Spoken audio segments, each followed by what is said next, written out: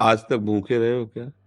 आप समझो, मेरे प्रभु जो है इतने करुणामय कि हम आप तो मनुष्य हैं, जो पशु पक्षी हैं, कीट पतंगे हैं, बहुत सी ऐसी योनियां हैं जिसको हम देख भी नहीं पा रहे, प्रभु उनको भी भूखा नहीं रखते। उनका नाम विश्वम्बर है। अब हमारी चाहतों की सफलता है। बात समझो, आपने जैसे सहज में कह दिया, रोटी कपड़ा और मकान, तीनों से आप खाली नहीं हैं। ईमानदारी से बोलो, जिस दिन तुम नंगे घूमे हो और जिस दिन तुम्हें छत के नीचे न रहने को मिला हो और जिस दिन तुम भूखे रहे हो, वायु न मिली हो, जल न मिला हो सकता है अन्न न मिला हो, लेकिन प्राण पोषण के लिए दो आवश्यक है, वायु और जल, है ना?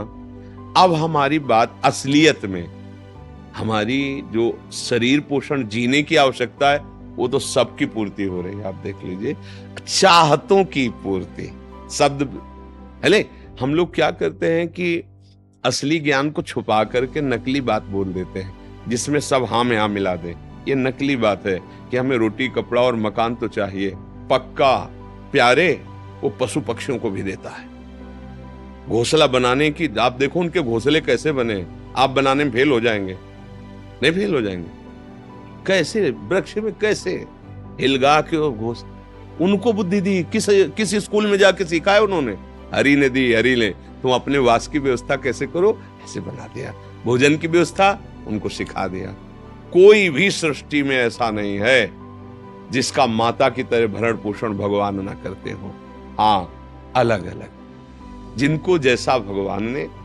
अब हमारी जो असफलता है उसमें हमारी चाहत है, मैं कपड़ा तो पहनूं पर ऐसा पहनूं, समझना, रोटी तो खाऊं पर ऐसी खाऊं, मकान तो हो पर ऐसा हो। समझ पा रहे हैं आप? अब इसके लिए हमारा कर्म कार्य करेगा। पूर्व का प्रारब्ध यदि हमारा बहुत बुरा है तो आज तुम बहुत अच्छे आदमी हो, अच्छे मार्ग में चल रहे हो, वो आपको बाधा पहुंचाएगा, आपको सहना होगा।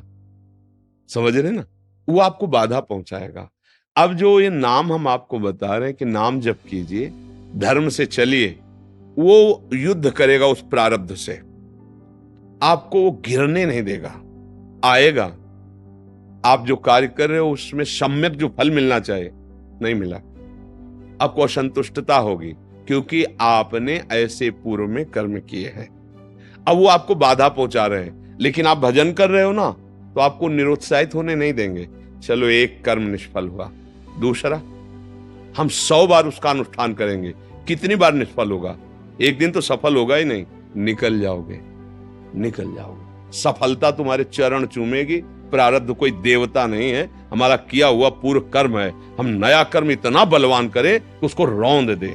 बात समझो। और उसके लिए अब छोटी मोटी बात नहीं काम करेगी, छोटा मोटा कर्म काम नहीं करेगा।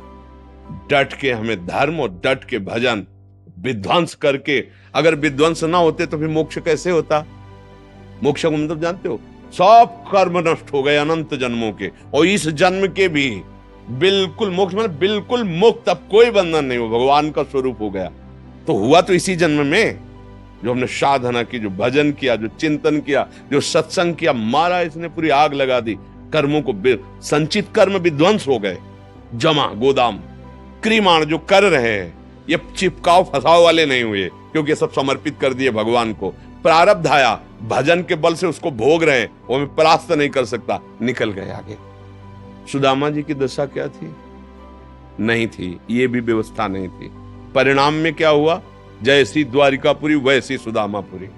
फल की चिंता मत करो तुम। असफलताएं और सफलताएं ये हमारे मार्ग की पड़ाव हैं। कोई गर्मी वाला, कोई सुखद वाला, मार्ग का चलने वाला पथिक इन पड़ावों में फंस करके अपने मार्ग को नहीं भूल जाता है। असफलता तुम्हारे जीवन की सफलता का स्वरूप बनेगी। बस डट करके ऐसा भजन करो, सत्कार्य करो, जिससे